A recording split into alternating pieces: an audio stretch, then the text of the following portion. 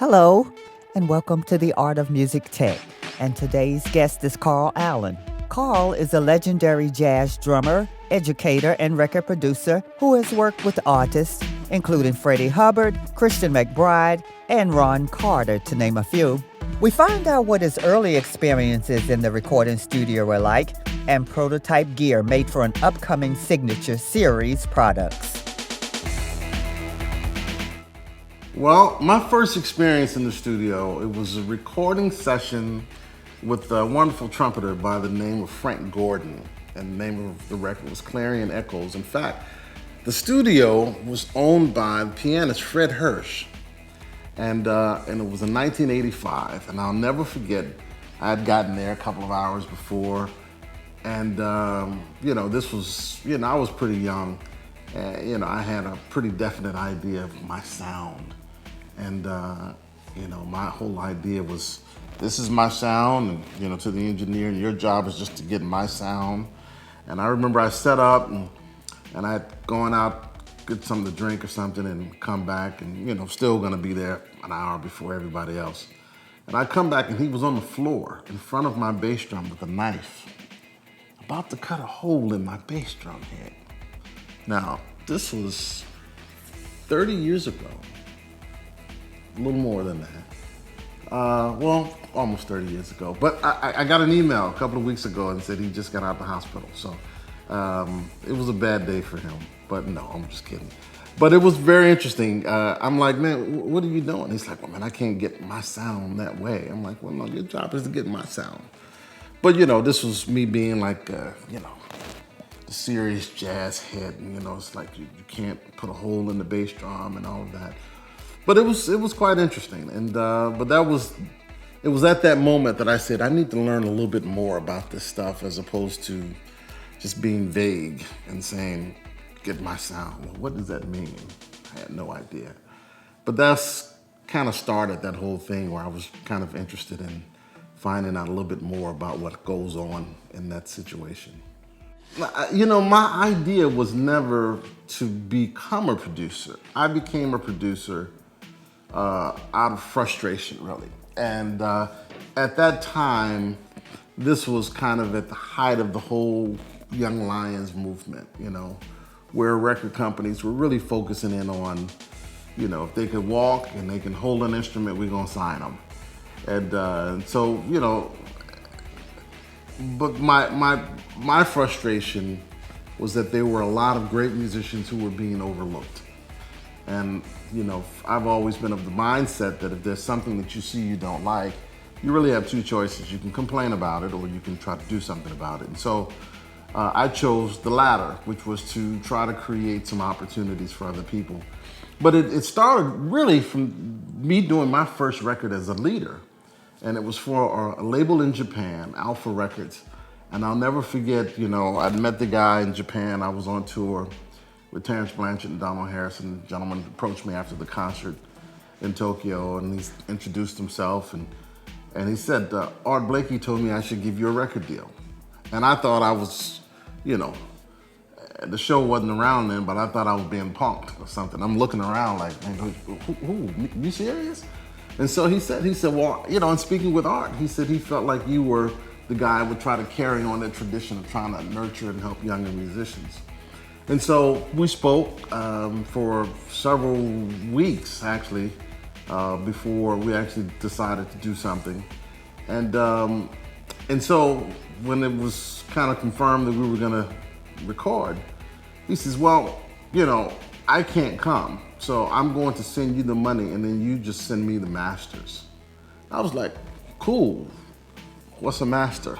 I had no idea. So I had to kind of figure it out as I went along, of pre-production and then the time in the studio and working on trying to get a balance in the sound with the engineer and of course understanding that producing had so much more to do with just making the phone calls, but having a concept and understanding the concept from the musicians to the sound that you're trying to get, and then spending time really listening to a lot of records by label. For instance, Verve had their own sound.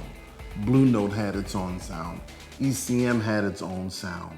and CTI had its own sound. So started asking myself, well, what kind of sound did I want to try to create, along with the musicians that I was working with, because I didn't want to impose that upon the musicians, and you know, having a particular sound may not have conceptually meshed with their style and with their concept. And so the very first time in the studio was really for my own projects, and then producing something for Freddie Hubbard, and then it kind of went on from there. And to date, it's been about 74, 75 recordings or so. A lot of Japanese projects and some here domestically as well. But it was just very interesting, you know, learning about, you know, different things in the studio, from, you know, placement of mics and isolation, and, you know, what kind of sound you wanted to get. Did you want to have a more open sound with a larger room where you're using fewer mics? Or, you know, if you look at a lot of those old photographs, some of those Verve recordings, and even some of the early Columbia recordings, there were only 2-3 mics in the room, you know, and just trying to figure out what kind of sound I wanted to get for a particular project. So that was some of my early memories of just trying to get started with that. It's Carl Allen, just talking a little bit about some of the gear that I use. Of course, you see these beautiful, beautiful Zildjian cymbals. Now, I know they don't look new, but they're not supposed to look new, but they sound great. Cymbals, that's a big part of your sound, a big part of your signature. So this is my babies. Then of course, drums, DW, which I think are the most unbelievable sounding drums that I've ever played. And I've been playing them for quite some time. So the Remo heads, and I experiment a lot right here at home. You know, I have a fiber skin on the bass drum, and this vintage A on the snare, and just the ambassador coateds on the toms. And then of course, Vic Firth sticks. The model is